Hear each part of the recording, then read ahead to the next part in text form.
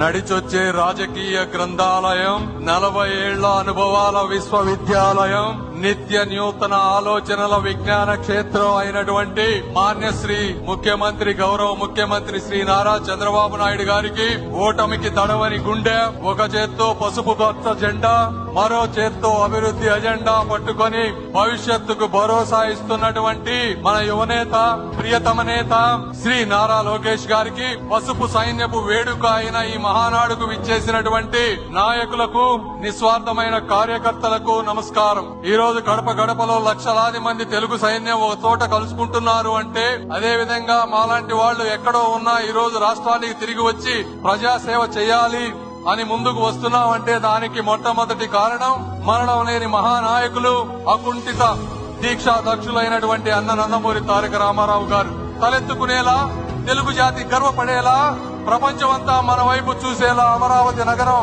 అద్భుతంగా రూపుదిద్దుకోబోతా ఉంది. అదేవిధంగా రాబోయేటువంటి అమరావతి మహానగరం చరిత్రలో ఒక మైలురాయిగా మిగిలిపోబోతా ఉంది.